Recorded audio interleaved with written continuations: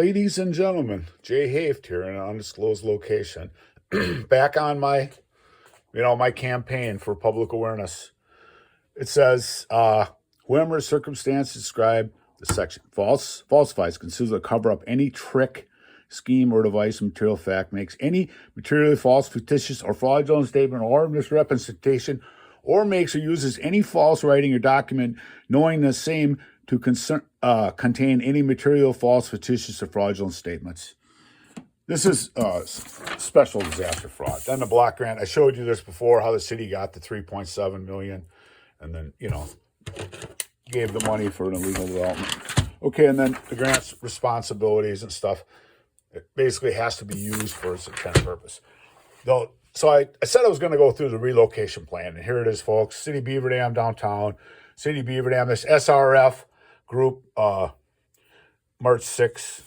What's interesting about it is this consulting group here. I don't know if they're liable for it. I mean, they're making it out. Okay, this is what's in this relocation plan.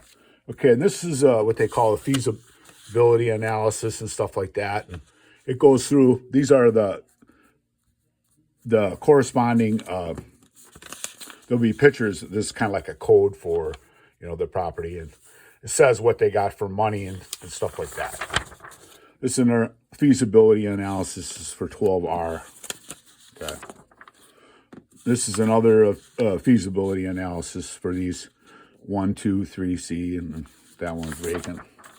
And then the relocation services for business and farms. It says the City of Beaver Dam executed purchase agreement and relocation acknowledgments prior to the development of this acquisition stage plan.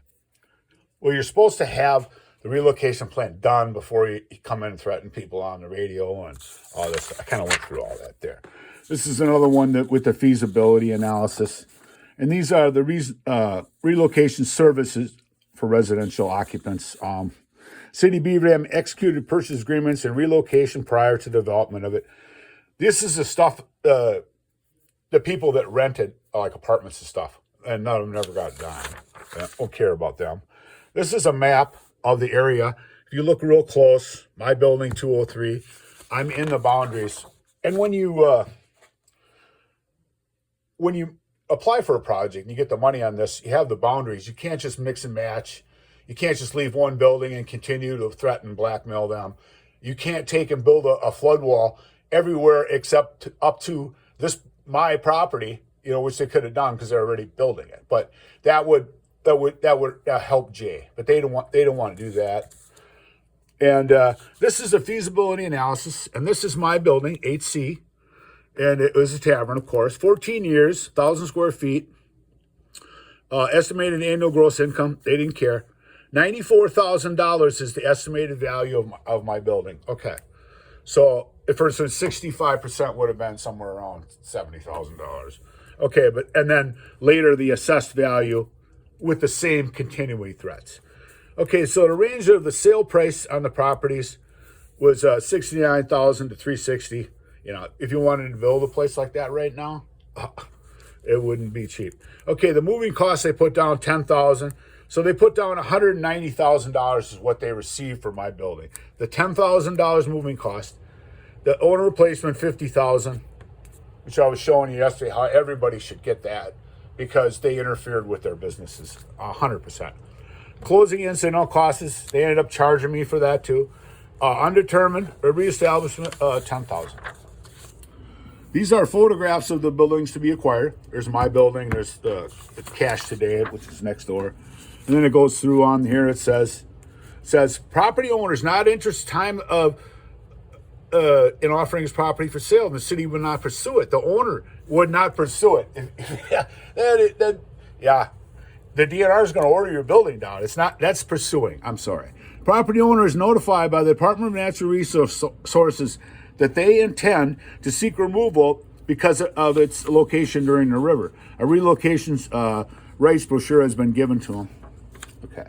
Then the project timetable, it says land accusations, 5 months, relocation 5 months. Some of the people didn't get anything till 6 years later, and then they told them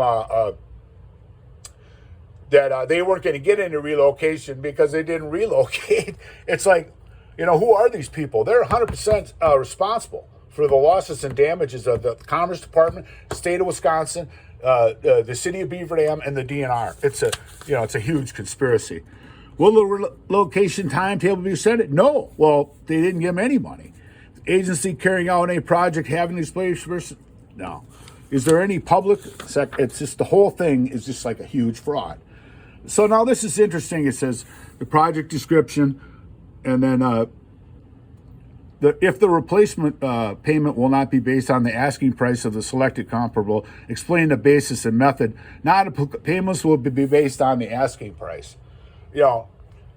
Asking price. Yeah. It's supposed to be based on the appraisals. Yeah. And then it talks down there. It says, what date do you plan to ensure the notice of entitlement to the displacing persons? Oh, that's up to the city attorney. Oh, that's Mary Ann Schacht again. Yeah. What else was she doing when she was city attorney? Okay, the project description, it says it's using chapter 32, okay, and it says other city procedure. They're God. They don't care about the citizens in their community. It's all about that illegal development. This plan covers all displacement expected for this project. And it says down on the bottom, what sources, 2.7 million, and then the public financial. And then it says down here, if federal funding is expected to use any part of this project, identify the federal agency. In a community development block grant, I kind of question that, unless I actually thought that they might have got an extra 2.5 million too also, but Okay, this is it. The displaced persons are identified here, okay? And then it's got all the people on here that identified. Jay Haft. They didn't care about the renters. And this is the project administration. Identify the public official implementing this plan designed to the agency's principal contract. John Summers, he's the director of administration. So it says basically he's responsible for implementing this plan. They got the money, the 2.7, which it showed you there, okay? They have to give it to the people it's intended for, okay? That's what it's all about, helping the people in your community. Well, John Summers looks like he's responsible, so basically defrauding these people out of their money. And then the agency contracting is this Sean Envelson and Ken Helvey, SRF Consulting, then the zip code 54547. It's not local, folks. Identify person, staff who will be directly involved in providing relocation assistance to the placement. John, your name's on here. You didn't implement this plan. So he's responsible. Well, him and Mary Ann. And then identify the names that will be negotiating the acquisition of properties for this project. Mary Ann Schacht. So is she the one that came out with the 65% or condemnation or the DNR's going to order your building out? Mary Ann, you're in big trouble. Because guess what? There's no statute of limitations on this. This is really going to test the justice system on this.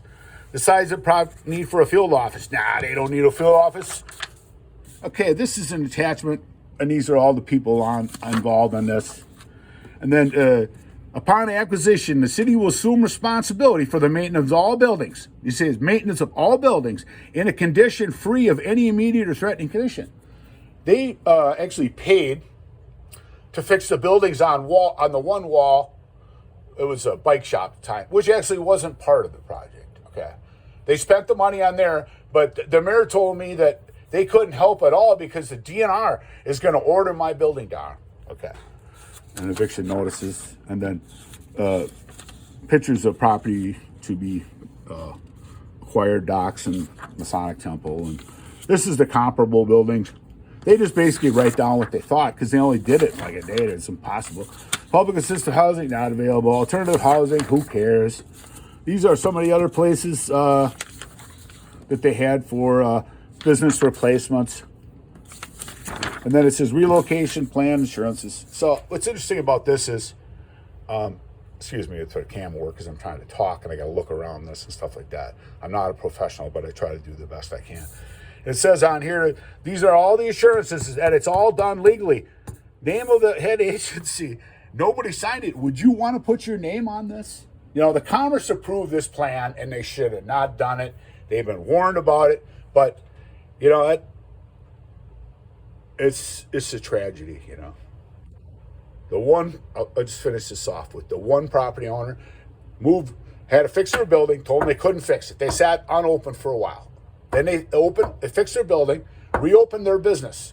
And then the city was under threat for nine months, and they thought that the city was telling the truth. And they had Michael Furchow helping them. So they sold their building. They moved to another location. Okay. They were supposed to get a replacement. You don't have to move out of there until they find you a replacement building. You know, they got the money from the government, the disaster funding to do this. It was supposed to help the economy and stuff. But they moved to a different location, and it was actually a bar. And if they would have got the $90,000 that they wrote down for their building, okay, and gave them a replacement building, they had a family, they have kids and stuff. These are people, U.S. citizens, taxpayers protected by the Constitution of the United States. And then all of a sudden, they wouldn't give her the lady a bartending a liquor license, so he had to put her some other family members twice because one of them died, and then denied her a license. And then it's almost impossible to run a business like this. I mean, but that's how heartless they are. And the previous city administration. So. And if, they would have, been treated fairly and legally, they probably would still be open today. All right, folks. Thank you.